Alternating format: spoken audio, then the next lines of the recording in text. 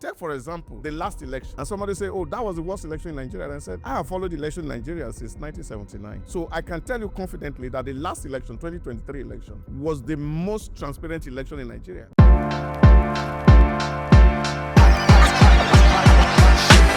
Hello and welcome to Democracy versus Reality, where we look beyond promises, policies, and politics to examine what democracy truly is on ground. I am Olumide Shokoya.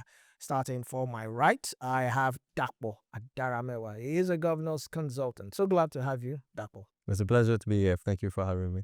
And yes, I have our very own think tank, the Oracle himself, the one who predicts everything, even elections, Dr. Idausa Samanzi. So glad to have you. My pleasure to be here. All right, gentlemen, there's a whole lot we're going to discuss today. I know former President Olusegun Obasanjo said something which always occurs anytime I think about it. He said the type of democracy we are practicing in Nigeria is something not peculiar to our own culture, that we need to fine-tune our own type of democracy. So let me start by asking you this simple question. Do you think democracy is working in Nigeria, or Nigerians are just surviving it? Is leadership actually delivering or just existing? Thank you very much. I think the democracy is, to me, the best of all the options, regardless, right? But I don't think Nigerians are benefiting the dividends of democracy that they should get. And part of that is, again, down to similar to what you said earlier, in the sense that our democracy was not built for us. It was not built with an intricate understanding of the nation that it's being used in, right? Take America, for example. Everybody refers to it as a democracy, but a lot of people don't understand that there's something called an electoral college, meaning the people don't actually vote for the president. They vote for somebody who then decides on the president, and each state decides how those votes actually, pan out. And that's why America can end up with a situation the president doesn't have the majority vote, right? So they looked at their country, they designed the system that was suited to them. I think in the early years, we definitely had leaders who posed that question. Naturally, as we transitioned from colonialism into our own democratic system, there was a lot of discussions around, should we have a regional governance? Should we have, the federal system? And reading, particularly the works of Awolowo, I realized that a lot of people would not have agreed with what we, built today. So I think there should be a conversation around how we can develop a democracy that best suits our needs in Nigeria. Now you said something, and I also like to take on this. If you look at democracy itself, it thrives on representation. We elect someone to go represent us. Oftentimes, like you said, majority, it might not be majority of it, but at least a far number of people elect a particular person and he's supposed to go there. But there's this sort of disconnect when he gets there and is expected to do so. I'm talking about our legislators this time around. If you look at our legislators, for the past 3 or 4 years, there has been a whole lot. I mean, is it the cars that they got? Is it this? Is it that? Is it the token saga that we also remember? But if you look at democracy right now, if even this present administration, the APC administration, a lot of things seem to take front seat.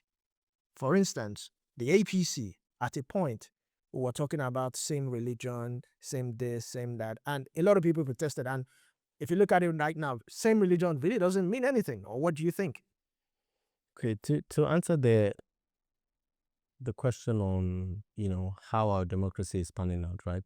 I think the democracy typically, right, a system is built on, regardless of whether it's even a democracy, on the person in power only primarily prioritizes the people who are needed to keep him in power, right?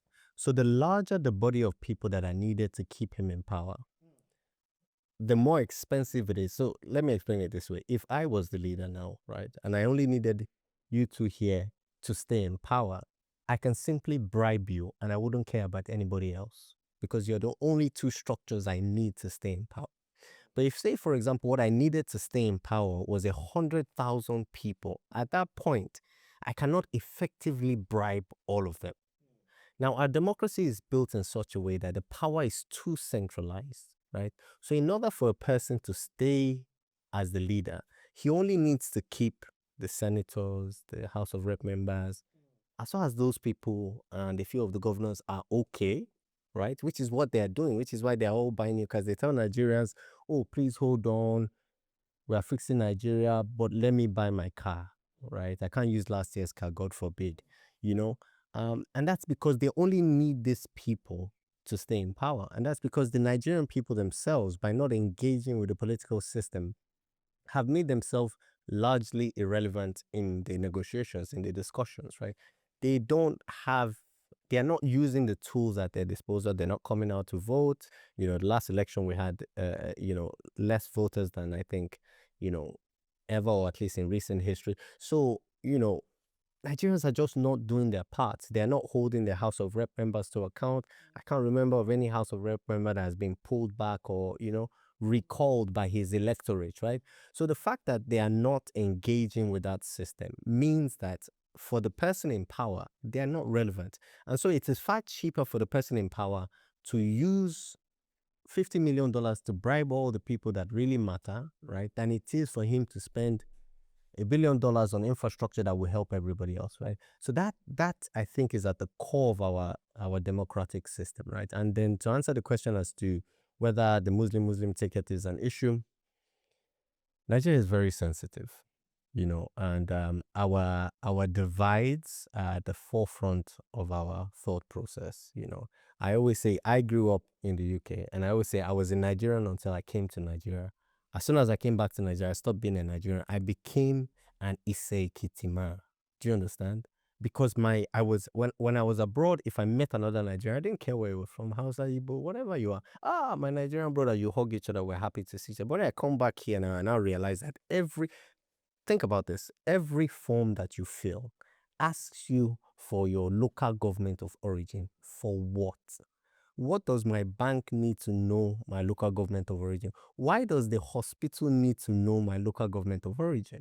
Like, we've just not shared this idea. So, given how much we embrace these subnational identities, I think it is very, at least for the time being, important that we're cognizant of that in terms of the arrangement of power, right? So the North, the South, the Christian, the Muslim.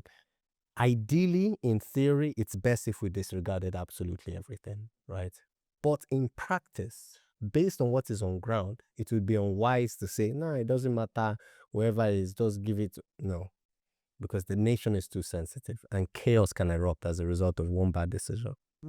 Coming to you, Doctor, we've always talked about this. Is democracy, is it truly about representation? Is it truly about the majority or the minority or a select few? Well, I think from the conversation from my friend is the fact that democracy is alien to us. We must have to first accept that. And, historically speaking, it originated from Athens, a little Greek city-state, where people used to come together in the village square and take decisions that concerned them. That was its beginning. But I'm from Edo State. And in the part of Edo that I come from, there's a maxim that the people who says the truth most of the time don't even have clues to where to the village square. So that called to question the people and the men who are at the village square, whether they are people of integrity or people who say the truth.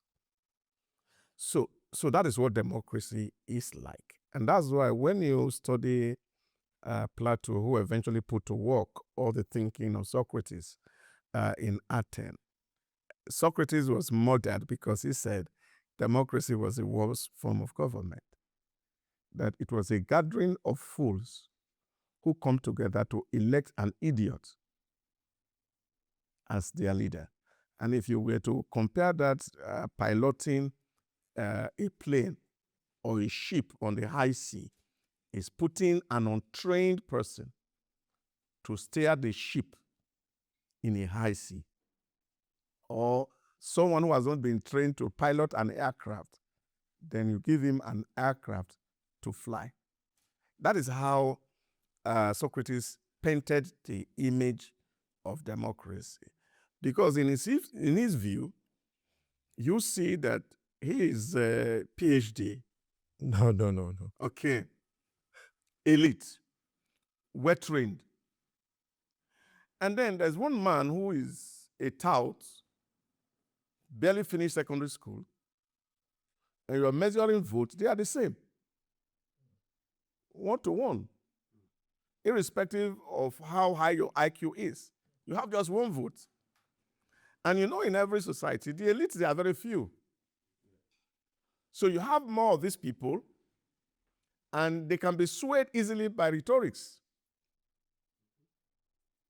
And therefore, they gather together and elect an idiot to be their leader.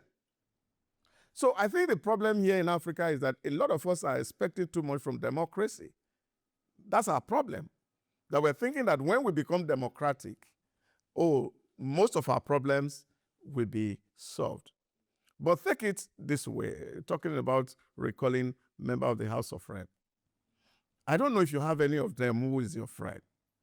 I've had opportunity to relate with plenty of these people. When your wife is pregnant, you go to him, he gives you money. When he delivers, you go to him, he gives you money. When you are going to do naming ceremony, you go to him, he gives you money. So where will you not get the guts to even say you want to recall him when he is paying the piper? So this is a problem. And that's why today, somebody was saying this early morning that, look, for you to be a governor in Nigeria, you must have up to about 3 billion in your pocket. So I don't see how people will invest 3 billion and remain Father Christmas without recouping. So these are the narratives around democracy. And that is why, really, globally, is democracy really working? And as we're saying off air, what you find and where nations have been built is that somehow you find some men who has integrity, some men who are people-centered, and they will live out their life for their people. And then you see development and civilization. That's why we still watch the movie The Men Who Built America. Not government officers, but individuals who invested and spent their life to build that society. So when you go across the world, this is what you are going, this is a pattern you are going to see. Because people are paying to get into office. You are not voting for free. If you remember some years ago, Donyi Okukpe, when he was having issues with Labour Party people in Ogun State, what was the issue? That he said the money that was given to him to mobilize the people to come out from Ogun State to just go to Ibadan to go and do convention, that the money was not given to them. And the people were fighting him until he died. So what does that tell you? That the people themselves had to be mobilized. And you don't see people of what? People like you wear suit, you don't come out. And so it is the people who are of less virtue in society that actually determine who wins the election. So that is where the challenge actually lies. So democracy by its design, naturally, is not something that is progressive oriented.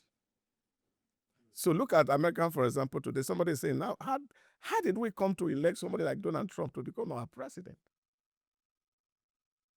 We've said that about Boris Johnson in the UK for some time. So you are looking at clowns.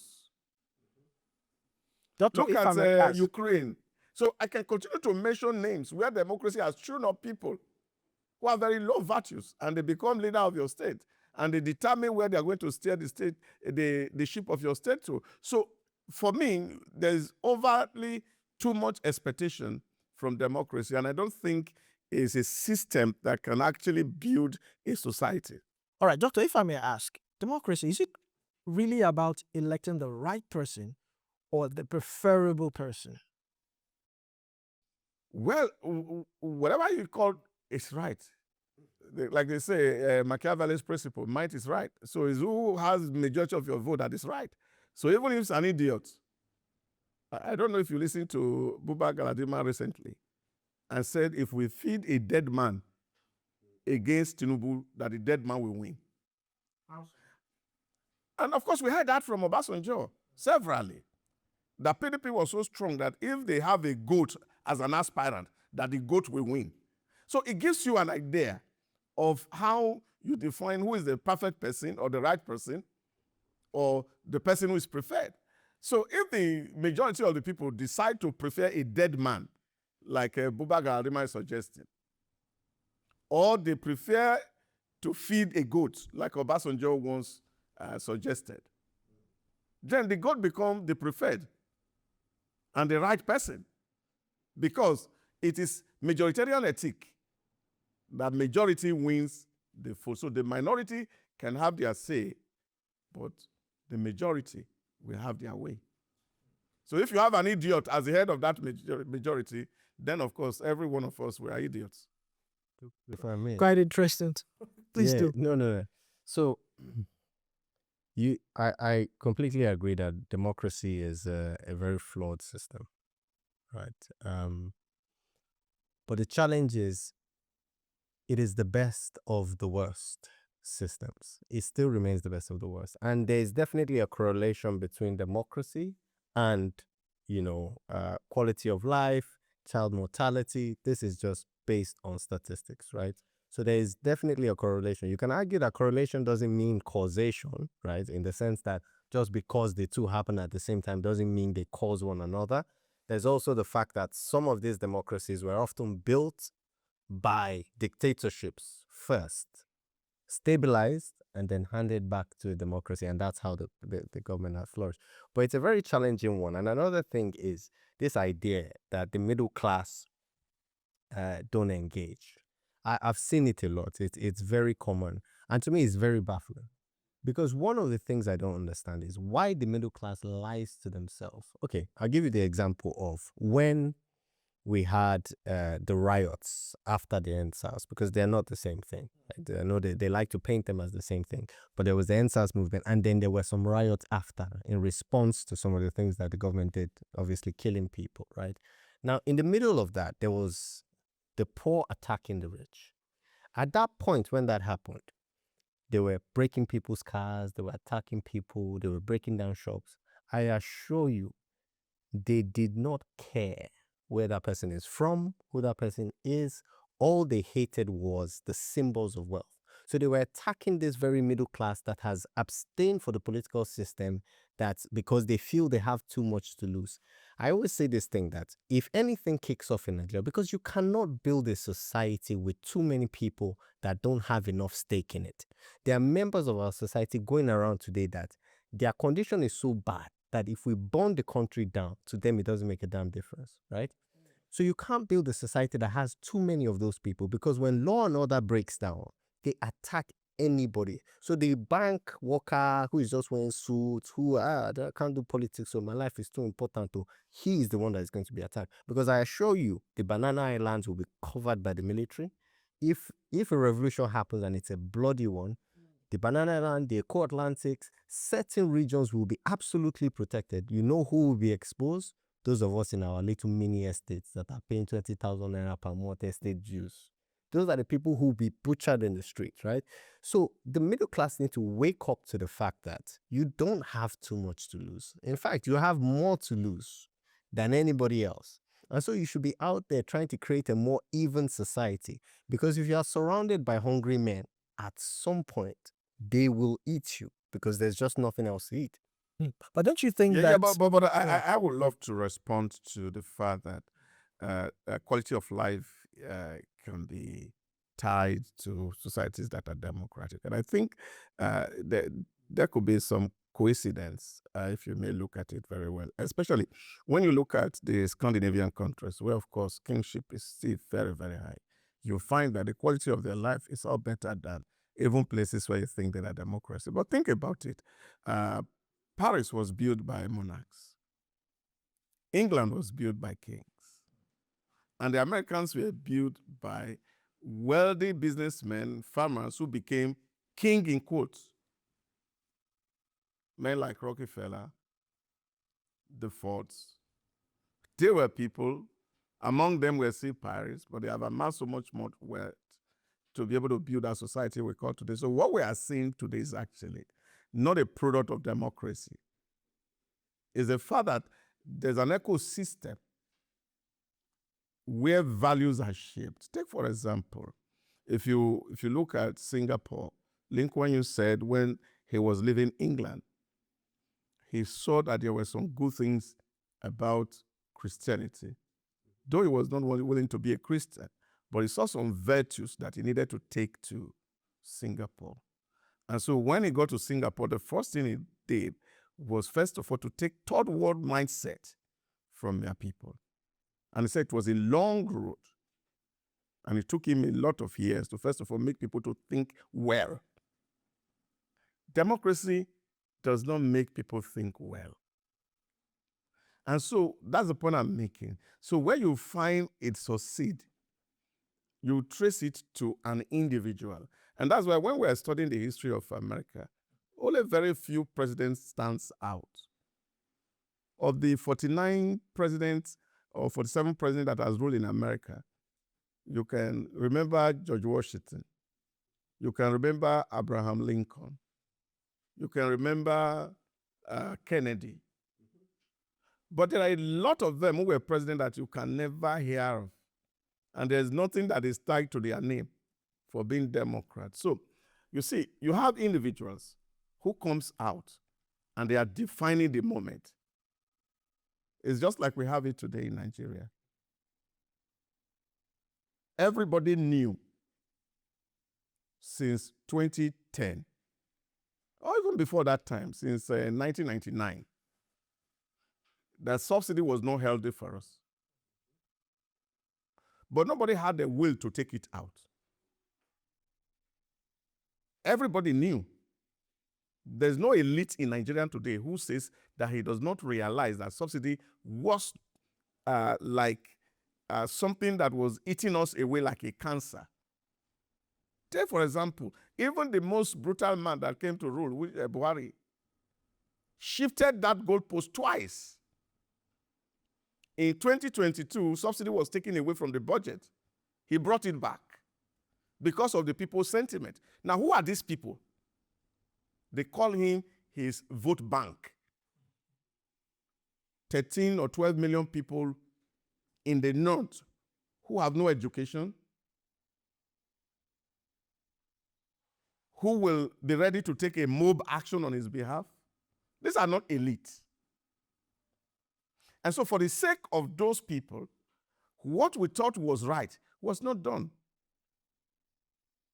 People say, oh, this president protested against Jonathan, and he chickened out in 2012 January.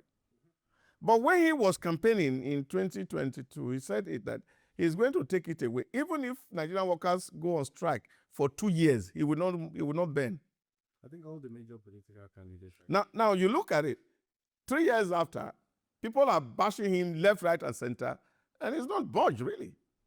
So you see, you have individuals who has the guts to fix things and make them work. If you're lucky to have them at the helm of affairs, you're likely to get good quality life for the people.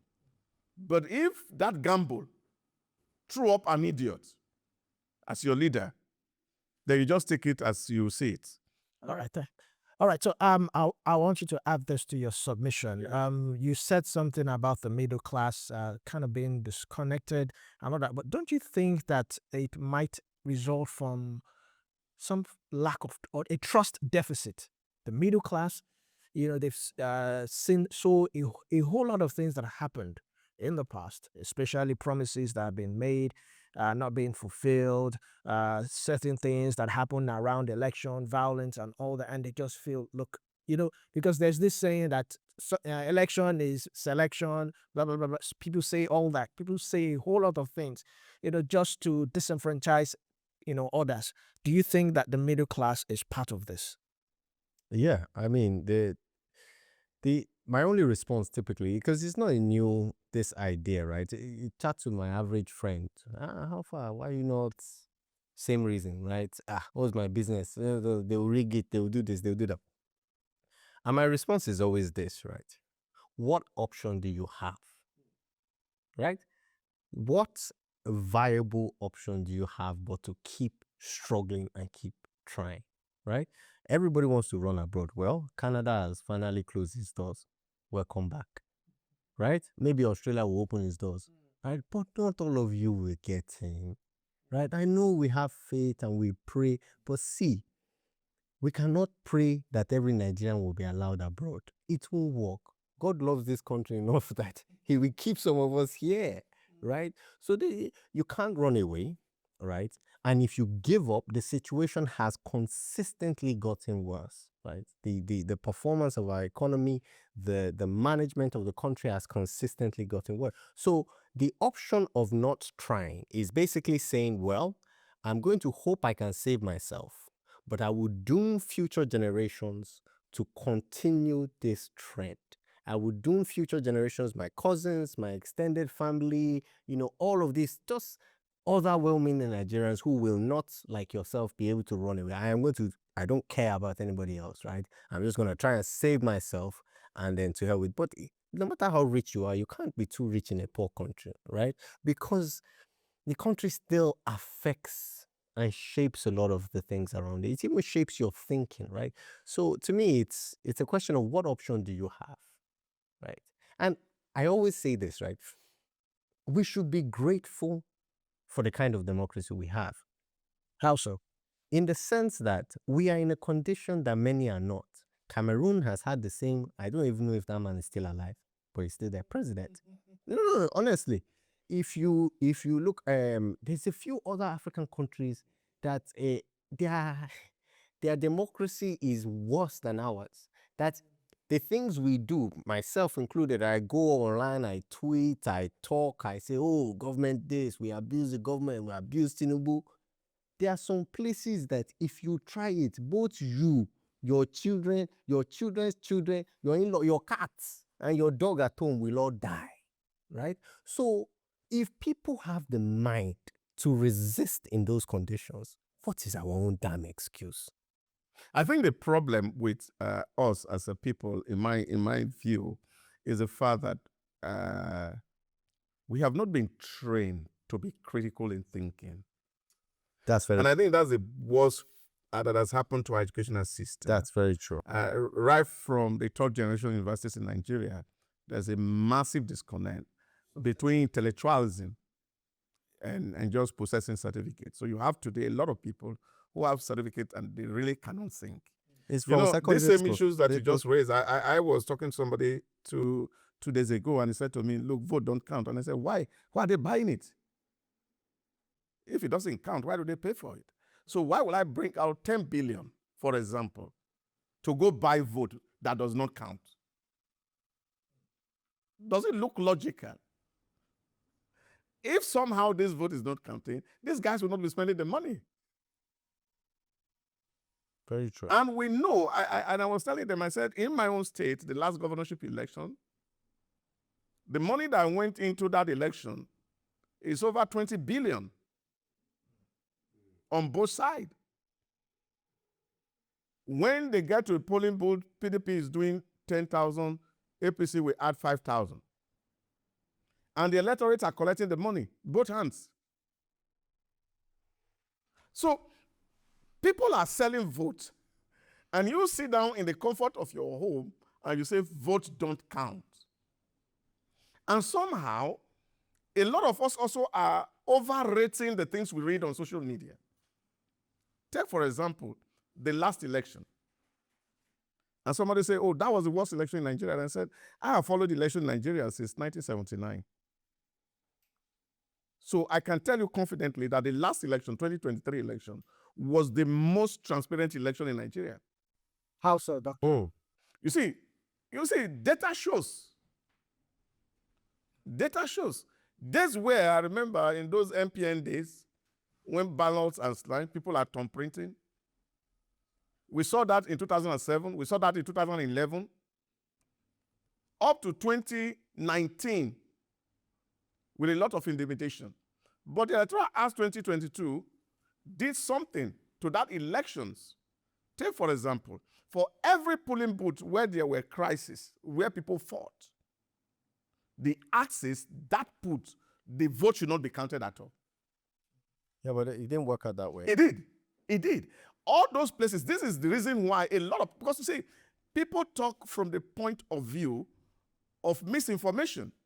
I was listening to Nenadi Usman recently when he was on Arise, and he said the reason why they could not prove their case in court was because in about 60% of the polling units in Nigeria, the Labour Party had no party agent who could bring out from AC8 to prove to the court that they actually won in those polling booths. Now, if you don't have an agent, for example, I'm coming.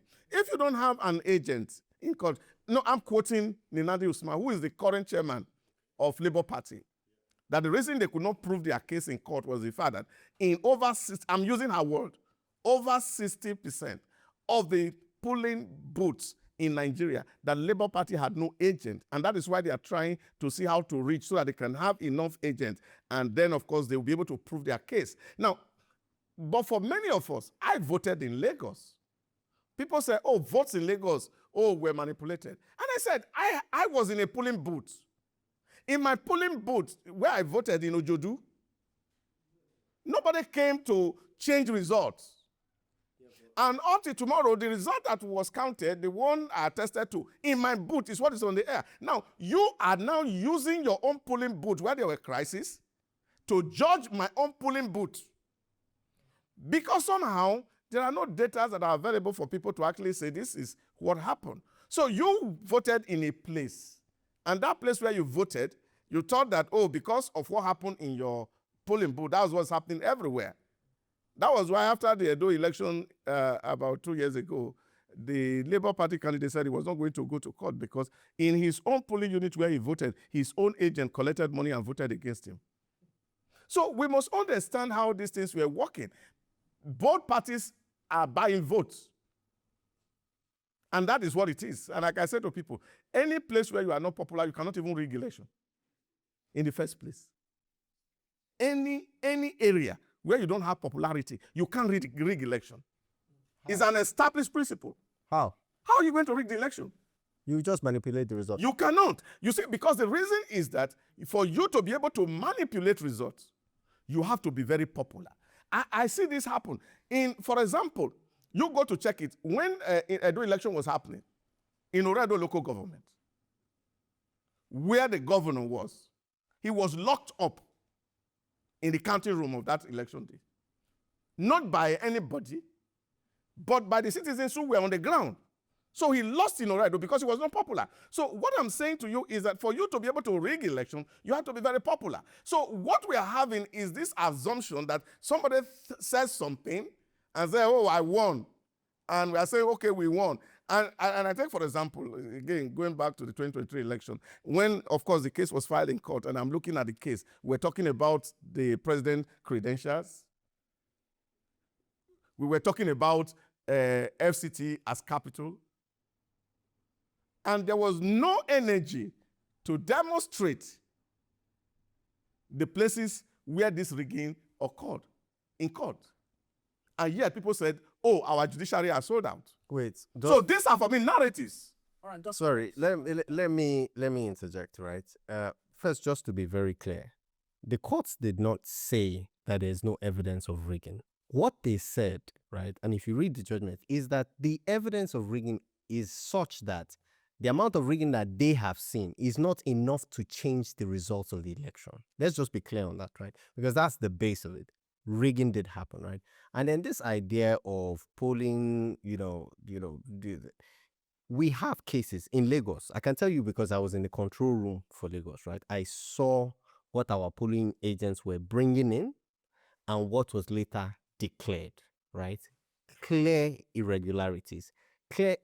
if you even look at the INEC register, this is publicly available information. You had cases where people uploaded random pieces of paper and INEC used that as evidence of the results, right? No signatures, so many irregularities, right? But what the courts then said is that, yes, so we've seen all of this, but it's not enough to have changed the election result. But what we need to ask ourselves, right, is, are we saying that we cannot transmit these elections results electronically? Why was that process started and cancelled? They claim it was hacking, right? There's a database that publishes hacking and all those kind of things, hacking attacks, denial of service attacks. It's freely available data that anybody can check. They checked for Nigeria then. They checked for the INEC servers then. There is no evidence internationally that shows that those things actually happened, right? So we have a situation where the rules were changed halfway through the game when they realized they were losing, right? And then every other thing that happened, the intimidation, the attack, and let's not make the mistake, nobody is saying attacks happened everywhere. And throughout any historical election, no election has ever been so bloody violent in Nigeria's history that everywhere was attacked. But my polling unit was peaceful. I had a very luxurious time. I enjoyed myself. I laughed with people. We voted and we went home.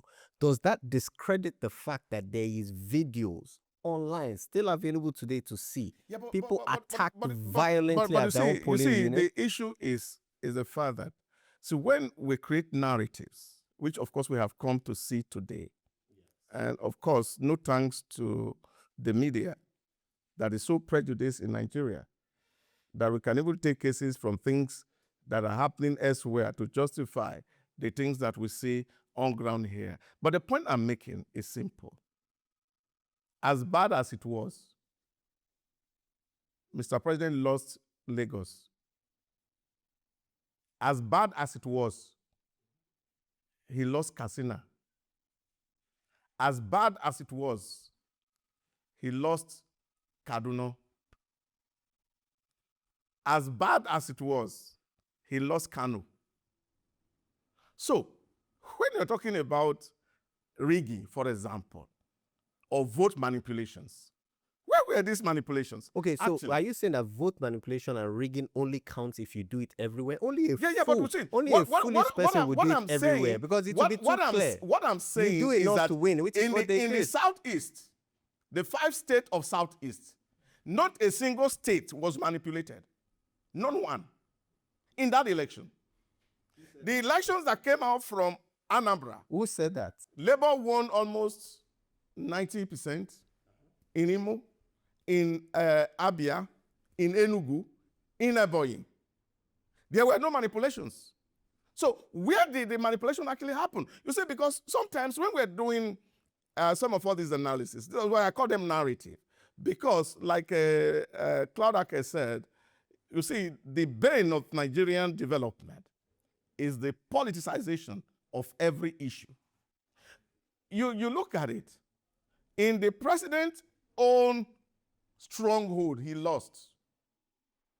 The opposition who won everywhere, the president could not get up to 25% in any state in the Southeast. And yet it was the worst election in history. I'm sorry, what does that prove, right? It proves to me that the results were as they were voted.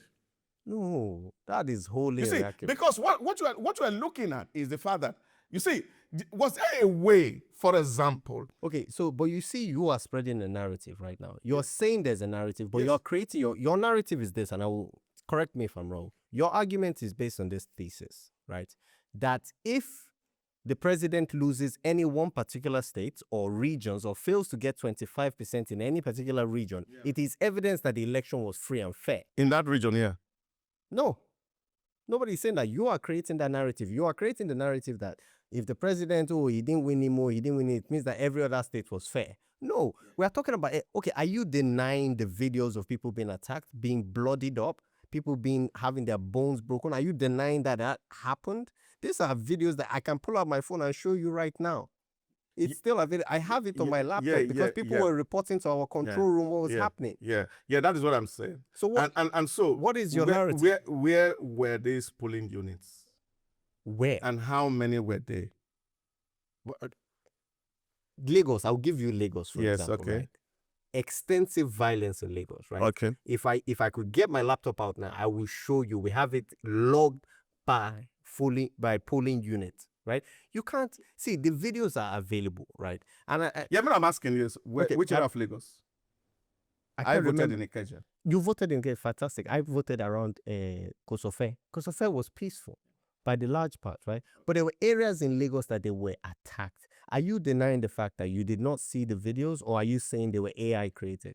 Where in my area, Yes, but that's where not, I monitored, that's not I didn't evidence. see violence. No, but that's not evidence that everywhere was violence free. Yeah, but that's also not to say that. We say that's what the point I'm making. But nobody is countering your point by saying, excuse me, nobody is countering your point by saying violence was everybody. Nobody is countering your point by saying the rigging was everywhere.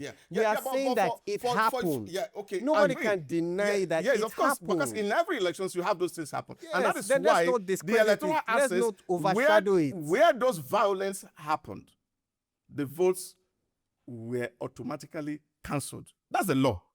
I'm sorry, but do you have any evidence that suggests that that law was followed? Yeah. Where? How? Check the collations. All right, Doctor, if I may, Check the collations. Doctor, if I may come in, I also was part of that election that you talked about. Yeah. I covered it as a media broadcast journalist, and in a quarter, there was violence. We were attacked. Myself and the cameraman were attacked. So but that doesn't mean it happened in every other. So what place. happened to the results in Ikoto? Well, we just went for coverage, and when they saw us, What happened to the results? I'm willing to bet that it was counted. What happened? Because you have to be prove for that result was counted. I am very willing. If we had a fact checker now, we will check it. So you need to determine how many polling units in Ikoto were attacked and whether the votes in those polling units were counted. all right, We need to establish it. Because if we are not speaking to data, which is a bigger problem that I have with our own country, where we speak only to emotion, a lot of things will not be right. And this is where the narrative really gets wrong. You see, because until Nenadi came out to say that thing on air. Yeah, but that's not data. That's her opinion or his opinion. Yeah, but because he was at the heart of the election. Yeah, but that's just. And he his was in the opinion. middle of the party. Yeah, but so it doesn't matter. the party has their record. I was at the heart of. If that is the shall we say the criteria for crediting, the criteria for to believe somebody. The credibility, yeah, credibility. Then you should also recognize me as credible. But yes, I was at the heart of the Lagos election. I cannot speak to the whole of Nigeria. Yeah. I was at the heart of the Lagos election. We had a control room. We saw reports. We were receiving videos of what was happening in different polling units. We had everything broadcasted on our TVs. We had our forms coming in. So if that is the criteria to assert that anything that anybody says, right, is true, then you should definitely take my word for it. But I don't want you to do that. I want us to work. You speak about data, right? Data, yeah. But you have a narrative because everybody does. But your narrative is not backed by any evidence. You're assuming that the votes were not counted in those areas because the law says it's you. But you cannot point to any one area that the votes were discredited on account of violence. Yeah, but the data are there. Oh, no, but you can't. All the cancelled polling units in Lagos, they are data, they are there. No, where? You see, that's the thing. We can assert that the data is out there, right? But if you don't know any data that you can point to, then we are all just talking about different narratives, right? No. See, the point I'm making is, where there were violence, you can't prove that the elections were counted. But wait, have we gotten to the point of toxicity as a nation and as a society where we say, well, if they only broke a leg in a cartoon and they didn't break it anywhere else, then that means the election was free and fair? That's rubbish. The threat of violence existing is enough to prevent people from leaving their house. Yeah, that's different. Disenfranchising when society. You are talking about disenfranchising, I don't know, what is this guy's name? Trying to remember his name now. He used to be, I think, still in Last Man Board now in Lagos. Okay. For that period of campaign, his house was burned in Anambra, and he was not even allowed to enter Anambra State to even campaign for his party. Okay. So violence is not something that you want to say is one-sided. And that is what I'm saying, that for people to rig elections, you must be very popular in those areas. That's not true. It's very true. All right, it's a problem. Gentlemen, we've talked so much about democracy. Let's move to the other side of it. Reality. Elections are approaching. So campaigns will start, if not has started already. And during elections, even before elections, promises are always made. And after 4 years, we try to examine ourselves that these promises that were made, were they achieved? Let's use this present administration as an example. Even before the elections, we were told subsidy will be removed, which happened. It went well. We're still enjoying the dividends of democracy. We're still enjoying dividends of subsidy removal, even though U.S. and Iran, they are, not pretty good at what is happening right now. But away from that, one particular thing that I think it's now forming some sort of discourse right now was shortly before this administration came in, the president said that if I do not give you constant power, do not vote for me next term. And we all thought that that would happen. And to a large extent, I mean, in my area, and I can't use my area to judge for other areas. In my area, we have constant electricity. We're on band A. But then again, let's look at reality. Aso Rock is going on solar. Other parastatals, government parastatals, are going on solar. There's so much debt in the electricity distribution companies. Would you say that this particular administration has fulfilled that particular promise of stable power? And not forgetting metering. There's also that metering gap. Not all households in Lagos, for instance, are metered. What would you say about that, Dako? Well, beyond just electricity, security, the economy. Stick on to that. Okay, let's focus on electricity now. In all the propaganda they've been putting out, nobody has been able to confidently say, okay, we've increased the generating capacity of Nigeria by so. Nobody has been able to claim that they've increased the transmitting capacity by a certain amount. So there is failure all around. What people like yourself and myself, and I'm sure you, sir, are benefiting from in Band A is the fact that now the people on Band E have less light. They've taken it from them and they've given it to us, right? I wouldn't call that an achievement. I wouldn't call that anything to celebrate. I think that's an overwhelming failure, right? And to provide context to what the president said, right? And I listened to that speech, right? He first started by itemizing how important electricity is to the economy, to businesses, to a functioning and steady economy. Then he finished by saying, if I do not deliver on this promise, do not elect me, right? Unfortunately, he has not delivered. But what he's telling people is that, wait, I will deliver in 4 years. Now, I, for one, am not inclined to believe those who have deceived me once.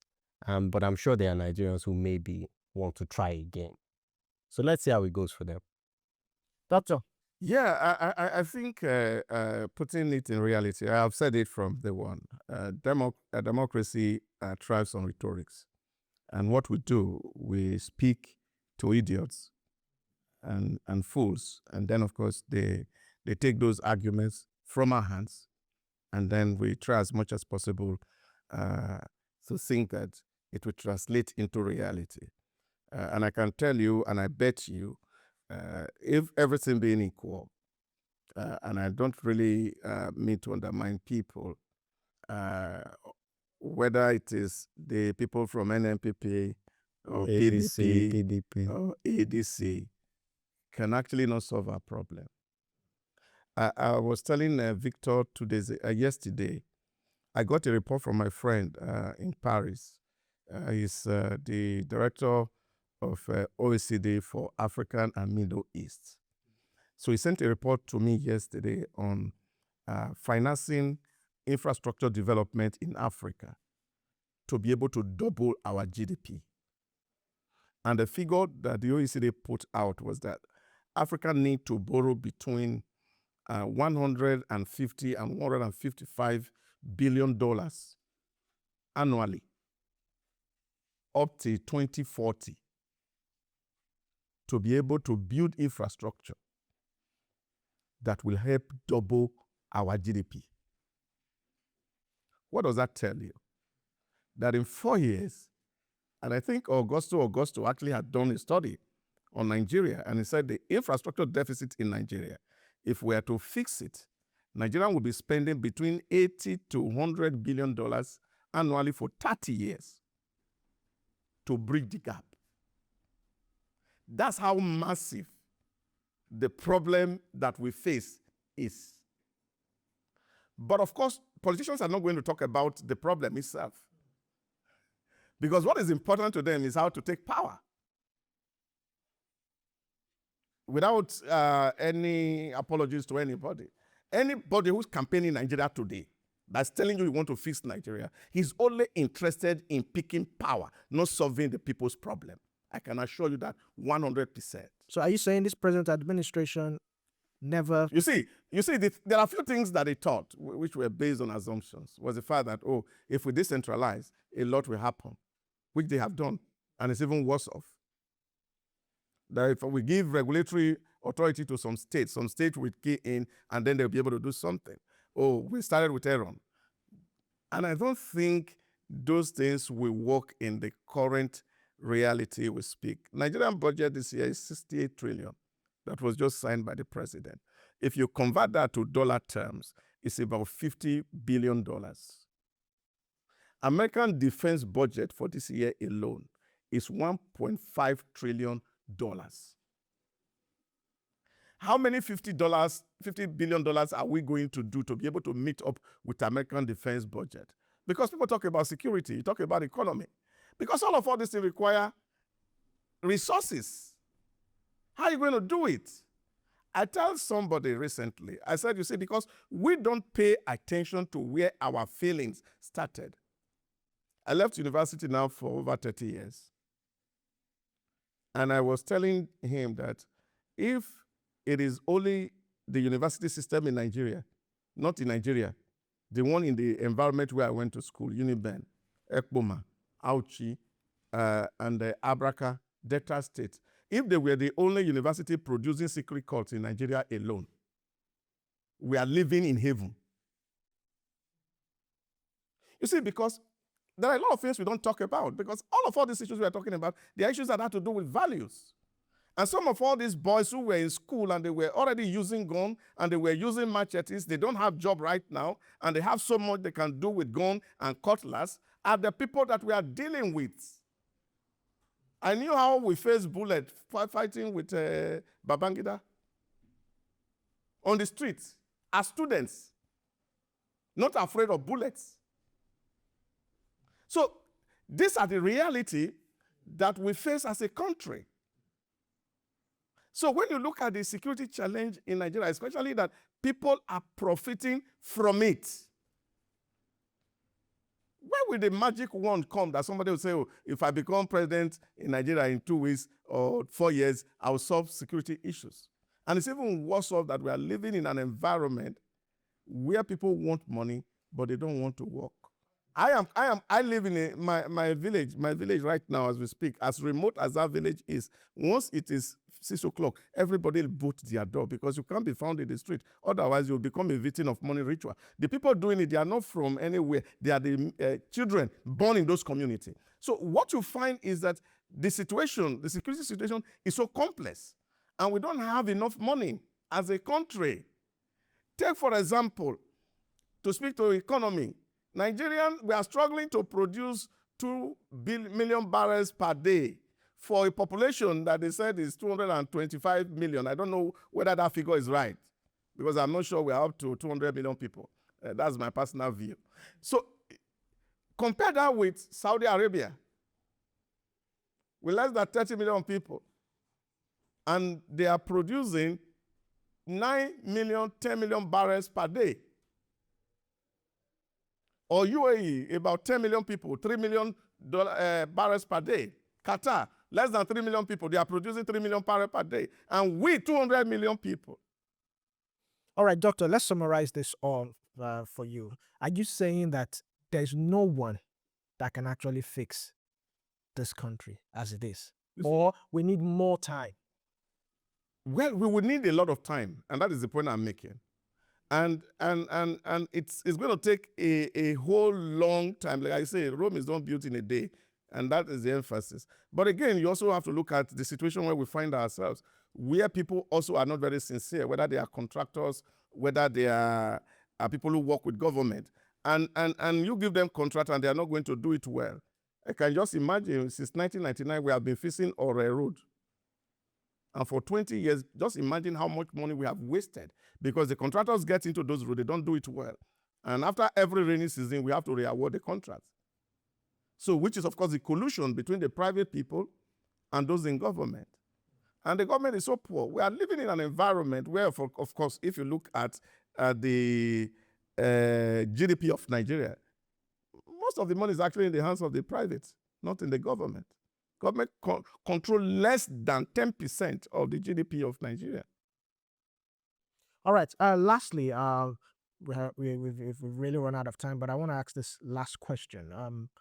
When we look at elections, democracy, and the rest, there was a time when political parties stood. I mean, Doctor, you also said it that there was a time if PDP should bring a goat, people would vote for it, which means political structures had that strength at a point.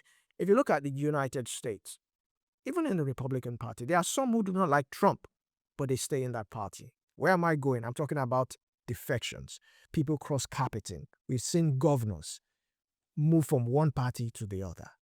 We've seen so many defections from one party. And I spoke with Professor Abishogun, and he said during his time, even if you're going to leave a political party, which does not happen often, you would leave that political party to go to another political party that has the same or similar ideologies. But in Nigeria here, we've seen a whole lot of cross-carpeting. So my question is, voting today, elections today, is it really about the political party or the candidate? Doctor, in less than a minute. Because everybody is rallying around one man, and because of this one strong man syndrome. So political parties are not matured. And that is why you see people are moving from place to place. And one person has changed parties 3-4 times. Because it's actually not after the interest of the people. It's his personal ambition that is driving. And incidentally, some of them have a following that they have been able to cook up for a very long time. Take, for example, we've seen Kwankwanso move from PDP, came to APC, moved to PDP back, go to NPP, and now we are seeing him in ADC. But there's a mob in Kano that follows him. Not because the mobs are taken care of, which is the same thing I talk about Buhari, late Buhari. They said he has a vote bank. Who are these people? So individuals are what people are running after, not political parties. So there's no energy among the politicians to even develop their own political parties. So it is state capture, power capture that is at the best. And the man who is doing the narrative or the rhetorics is the man at the center who is supposedly the leader. And he's the one moving everybody anywhere he wants. I was listening to Jando yesterday. He said if Tinubu tell him to go and do councillor in any local government, he will just say, Baba, is that what you want? He will go and do it. So it's not about ambition. So it's about individual, not party. All right, coming to you, Dakwa, what's your thought on this? And secondly, if it's not really about the political party, like Doctor said, a lot of people have even said that, I mean, if Peter Obi had gone to form his own party, it would have thrived. So if it's not really about the political party, if it's about the person, then you can actually establish a political party and it will stand because just like Doctor rightly said, certain individuals have a mass followership. Some have a vote bank in Doctor's words. Yeah. So it is about the individual. And the reason why that is, I believe, is because, political ideology is the product of political maturity. Now, when a man is struggling for the basics of security, food, he doesn't have left-wing, right-wing leanings. He doesn't have, conservative or libertarian views. He has basic common needs. If you look at Maslow's hierarchy of needs, we are at the bottom. Our people just need survival. So we don't worry, we are not concerned with political ideology right now, and that's normal, right? So that's why we are looking for a messiah. We're looking for somebody who can at least have mercy on the poor and deliver on the dividends of democracy. Now, the complexities of Nigeria's problems. We don't face any problem that no country has faced in its life. Like, our problems are not unique, right? You look around the world. If you look at Singapore, for example, you give that as an example. Now, we have similar problems to Singapore, but what they did, right, was one, they stomped out corruption. Because corruption is the rot that decays any attempt to fix the nation. If I say, for example, you create a student loan system that can be abused and embezzled, it just won't work, right? So we need leaders who have compassion and integrity, who can create a new system. Now, whether they do that in their first political party, their second political, third party, the truth is Nigerians don't give a damn, right? Move wherever you have to, but please give us food, give us security, give us water, give us the basics of life. It's all people are asking for at this point. So I don't blame politicians for moving from party to party, because most parties are devoid of ideology. And the danger of, particularly when you're running for a presidential campaign, in the case of Peter Obi, of creating a new party from scratch, is that you need structures, you need some skeleton system, right, that you can use in the different states. Is it impossible to build? Absolutely not, right? Around the world, you've had political leaders who dedicated themselves to a 10-15-year pursuit, right? The EFF, I think it is in South Africa, they have seats in parliament now, but they went place by place and they built their structure. But their leader is still not the leader of South Africa. Will he be? I can foresee in the next 10 years that he will eventually get to that position. So there is that long route. But I think a lot of our political leaders recognize that. Can we wait until then? So everybody's looking for a quick fix. That's why they are hopping from party to party, because at the end of the day, the parties are just a vehicle of shared interests, right? And the hope for Nigeria is in that if we get the right person, that maybe if the leadership is correct, then we can fix the other systemic problems, because our problems are not unique. There's a leader called Nayib Bukele. I don't know if you know about him. He took his country from one of the, most crime-ridden, I think the third highest murder capital in South America, to one of the safest countries in the Northern Hemisphere, all within the space of, I think it was 4 or 5 years or something like that. It took a lot, don't get me wrong, right? It took a lot. But you see, the challenge we'll have, like I said to people, we are very unique people.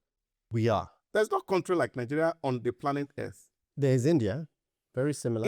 India, demographic-wise, India, yes, of course. In larger terms of size. Population. Yeah, but you see. And I've seen significant increase in all metrics. In terms of, you see, the individuals that makes up that nation, the people of Nigeria, when Indians see Nigeria, they will respect us anywhere in the world. No, we are unique. I don't think so. I'm in Nigeria. I love Nigeria. I'm passionate about this country. But the truth is, there's this basic truth that you have to recognize, that a man who does not take care of his home cannot be respected anywhere else. Yeah, but you see, that is the way we feel. But the truth of the matter is that when you see these people, they have regards for us. In short, I was talking to one daddy and he said, "Oh, Nigerians, they are unique people." You see, the truth is, and that uniqueness of Nigeria is also to the negative. Okay. Because we are negatively very unique. If you have a population of 200 million, we likely have about 200 million coaches.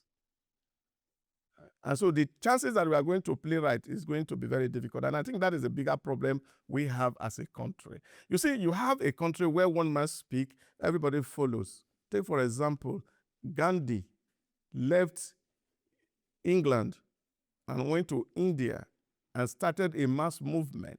When Gandhi says stand up, everybody stand up. When he says sit down, everybody sit down. You see, leadership, followership. Even the common answers, when the youth said they want to take over, they had no leader. Everybody was a leader. Now, there was nothing wrong with the NSAS movement. The only problem I'm not saying anything wrong with it. But what I'm saying is that there were no leaders. No, but the government killed They were people. leaderless. They were leaders. And then they were rulerless. No. Because, no. They were leaders, right? And the government came and killed You see, people and disbanded the movement. There was nothing wrong with the NSAS movement. No. There were no leaders because you you will are stuck remember with the that. idea take that for we have example, to have one strong man. No. And the youth of today don't believe in that. Yes, we don't. No, it's not just the youth of today. It has always been like that. And that is why our democracy has never worked. Well, how did we become a multi-party democracy? After the death of Herbert Macaulay, when we were struggling to get into independence. That crisis has not ended. That same crisis we are feeding, that is the point I'm making. That you have a country where people are so unique and everybody is so talented and everybody believes that his idea is the most important one that will reign, and therefore, at the end of the day, we really don't have leaders. And I think it's what's making us different from other nations of the world. All right. Doctor Thank is you gonna run for very president. much, gentlemen. I'm foreseeing it. We'll have a next round. We've really run out of time. Doctor, thank you very much. Dakwa Daramara, thank you very much for this particular I hope we are session. going to have part 2 of this because we have not said we've anything not about touched, we've not even democracy. scratched the surface yet. But this is where we'll wrap up democracy versus reality. Is democracy delivering its dividends, or is it just surviving it? We'll find out next time. Idiots are ruling. I am Olumide Shokoya. See you next time.